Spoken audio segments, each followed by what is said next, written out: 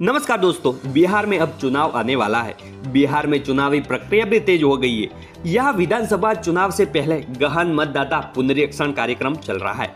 इसके जरिए voter list को अपडेट किया जा रहा है। हालांकि इस प्रक्रिया में एक बड़ा बदलाव सामने आया है। ऐसे दस्तावेज जिन्हें अब तक हम सामान्य रूप से पहचान प्रमाण पत्र के रूप में स्वीकार किया जाता था, जैसे कि Aadhaar card, voter ID card, driving licence और मनरेगा कार्ड, अब मतदाता को पहचान के लिए ही स्वीकार नहीं किए जाएंगे। इस बदलाव को लेकर विपक्षी दलों ने सवाल भी खड़े किए। हालांकि चुनाव आयोग अपनी योजना पर अड़िग है। चुनाव आयोग ने इस बार 11 तरह के दस्तावेजों को मतदाता की पहचान के लिए प्रमाणित किए गए हैं। बूथ लेवल ऑफिसर उन्हीं दस्तावेजों के आधार पर मतदाता की पहचान और पंजीकरण करेंगे। वो कौन से 11 दस्तावेज है, तो चलो जानते हैं।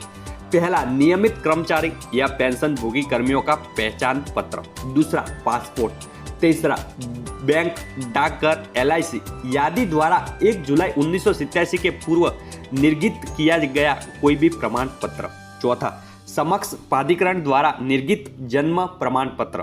पांचवा, मान्यता प्राप्त बोर्ड या विधि द्वारा निर्गत शैक्षणिक प्रमाण पत्र। छठा, स्थायी निवास प्रमाण पत्र। सातवां, वन अधिकार प्रमाण पत्र।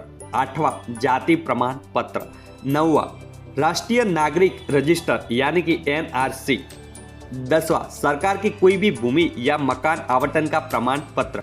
11वां, राज्य सरकार या स्थानीय प्राधिकरण द्वारा तैयार किया गया पारिवारिक रजिस्टर। अब क्यों हटाए गए आधार कार्ड, वोटर ID और मनरेगा कार्ड, इसके पीछे की वजह भी जानते हैं। आधार कार्ड या वोटर ID जैसे दस्तावेजों को आमतौर पर नागरिक की पहचान के लिए उपयोग होते हैं। इस विशेष पुनरीक्षण अभियान में नागरिकता और स्थायी निवास के सटीक प्रमाण पर जोर दिया गया है। आयोग का मकसद है कि बिहार की मतदाता सूची से अवैध विदेशियों घुसपैठों को हटाया जाए और सिर्फ वही लोग सूची में शामिल हो जो भारतीय नागरिक है। यह अभियान 6 राज्यों में शुरू किया जा रहा है, लेकिन उसकी शुरुआत बिहार से हो रही है। इस योजना से लगभग 2 करोड़ लोग हो सकते हैं बाहर। इस विशेष पुनरीक्षण अभियान को लेकर विवाद भी कम नहीं हो रहा।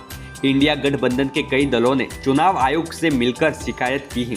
इस प्रक्रिया के जरिए राज्य के लगभग 2 करोड़ नागरिक मतदाता की सूची से बाहर हो सकते हैं, क्योंकि उनके पास अब तक मान्य रहे दस्तावेज के अलावा कोई भी वैकल्पिक प्रमाण नहीं है। विपक्ष का कहना है कि यह अभियान चुनाव से ठीक पहले शुरू कर देना जनता के वोटिंग अधिकारों को छीनने की कोशिश है। इस पर मुख्य चुनाव आयुक्त याज्ञसेन कुमार ने सफाई दी है और उन्होंने कहा कि कुछ लोगों की आशंका के बावजूद विशेष पुनरीक्षण सभी पात्र नागरिकों के सूची में शामिल करने के लिए है, न कि उन्हें बाहर करने के लिए। यह प्रक्रिया पूरी तरह से पारदर्शी है। इस पर क्या है आपकी राय, हमें कमेंट करें। वीडियो अच्छा लगा तो वीडियो को लाइक करें और चैनल को सब्सक्राइब करना बिल्कुल भी न भूलें। आप ये वीडियो फेसबुक पेज से देख रहे हैं तो वीडियो को लाइक करके फेसबुक पेज को फॉलो करना बिल्कुल भी न भूलें।